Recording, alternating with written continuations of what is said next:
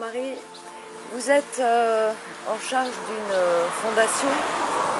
Vous pouvez nous expliquer en quoi elle consiste? Oui, c'est une association, loi de 1901, que j'ai créée en 1997. Et qui reprend les chevaux maltraités, mais maintenant, et beaucoup d'animaux maltraités. Ce ne sont plus que les chevaux. Avant, c'était que les équidés, mais petit à petit, on reprend un peu de tout. Qu'est-ce qui a motivé cet amour pour les animaux chez vous? L'amour des animaux, je crois que toute petite déjà je l'avais, puisque je suis végétarienne depuis l'âge de 4 ans. Donc, et puis toutes les photos, même bébé, j'ai au moins un papillon sur l'épaule. J'ai toujours été très très proche des animaux. Et là, j'ai pu faire vraiment le rêve de ma vie.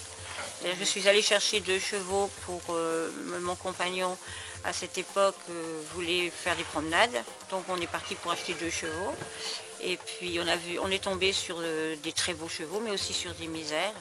Et on est parti avec les 3 plus misérables. Et on a dit, on va faire ça plutôt que de monter à cheval. Et puis voilà, c'est commencé, l'assaut a démarré comme ça.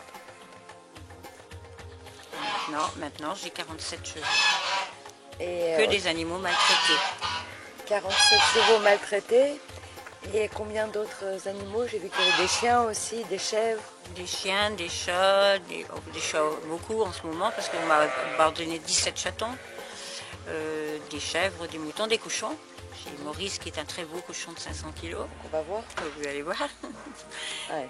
Et ça fait 145 animaux au total, si je compte mes poules de batterie que je reprends pour leur sauver la vie.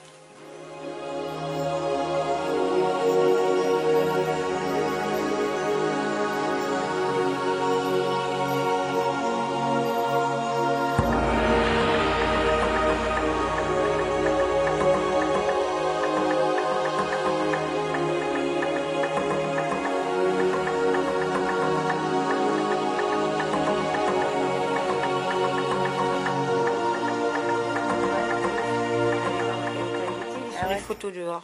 C'est terrifiant. C'est Yuka. Yuka. Il était abandonné depuis 1 an et demi.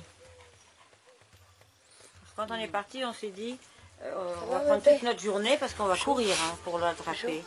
Et quand on est arrivé devant sa barrière, il est venu et il a passé la tête au-dessus du grillage, je lui ai mis son licol au-dessus.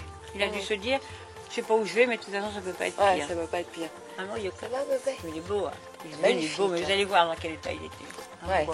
Il avait 2 moutons avec lui que j'ai pris aussi, évidemment. C'est un beau gars. Oui, c'est un beau gars. C'est un beau gars.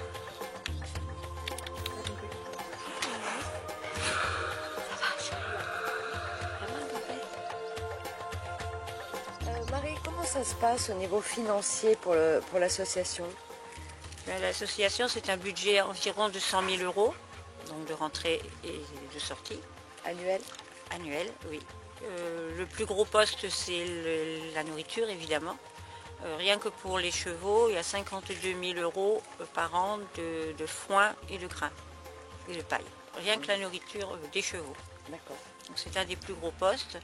Après, les postes importants, c'est le vétérinaire, évidemment, puisqu'il faut quand même faire attention à tous les chevaux. Il y en a quand même des vieux, il y a des handicapés, etc.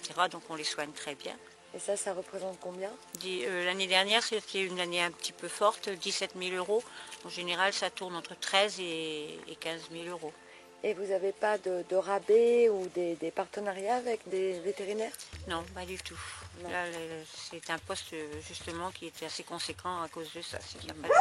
On n'a pas du tout de prix, même pas sur les médicaments. Ouais. Sur leurs prestations, c'est un peu logique, mais les médicaments, ils pourraient peut-être faire un effort. Oui, ou peut-être les laboratoires ou les fabricants. Je sais pas, j'ai jamais fait de demande, mais ça m'étonnerait. Il ne faut pas rêver non plus. Mais bon, on peut rêver. On peut demander. On peut demander. Au niveau des salariés, comment ça se passe? Je n'ai pas de salariés du tout. Donc ce sont des bénévoles? Ce sont des bénévoles. Voilà, j'ai une petite poignée de bénévoles très gentils et qui viennent m'aider beaucoup. Vous en avez assez ou vous avez toujours besoin de plus pour les... On en a toujours besoin, parce que quand on doit faire des clôtures, des choses comme ça, et puis il y en a quand même qui travaillent, donc qui ne peuvent pas venir souvent, ou qui ne viennent plus, qui déménagent ou n'importe, donc il faut toujours un renouvellement. Ok. Comment les gens peuvent-ils faire pour vous aider? Parce que vous dites que c'est un budget de 100 000 €. annuel. Comment faire pour vous aider financièrement pour pouvoir boucler votre budget, aider ces animaux? Voilà, il me faut beaucoup d'adhérents. Plus j'ai d'adhérents et mieux c'est.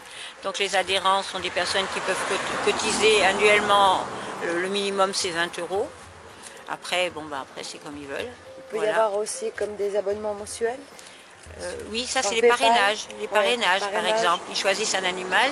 De toute façon, je fais un journal tous les 3 mois que j'envoie à tous mes adhérents, qui donnent des nouvelles, qui expliquent pour les personnes qui sont loin. Ils peuvent parrainer, ils ont des nouvelles de leur cheval, etc. Ou de leur mouton. Ils peuvent parrainer un mouton ou n'importe quoi. Il y a des gens célèbres comme Brigitte Bardot ou d'autres qui ont donné leur soutien à votre association? Oui, bien sûr, Brigitte Bardot en premier. Et Henri-Jean Servat est le parrain de l'association. Donc c'est pareil, il nous aide quand il faut. Quand il faut justement parler à Brigitte parce que je ne peux pas l'avoir toujours en direct. Donc Henri-Jean fait l'entre-deux. Le lien. Et puis Mylène de Mongeau également. Bougrain-Dubourg, la LPO. Voilà. Et comment peuvent faire les gens qui vont voir cette vidéo et qui veulent vous aider? Qu'est-ce qu'ils peuvent faire pour vous aider? Vous avez un compte PayPal? Oui, nous avons un compte PayPal. Et autrement ils peuvent envoyer un chèque. Oui, mais s'ils sont à l'étranger, parce que ça... donc c'est PayPal, je crois. PayPal, donc on mettra dans la description les coordonnées pour pouvoir faire un don sur PayPal. C'est très bien. Ok? Ok.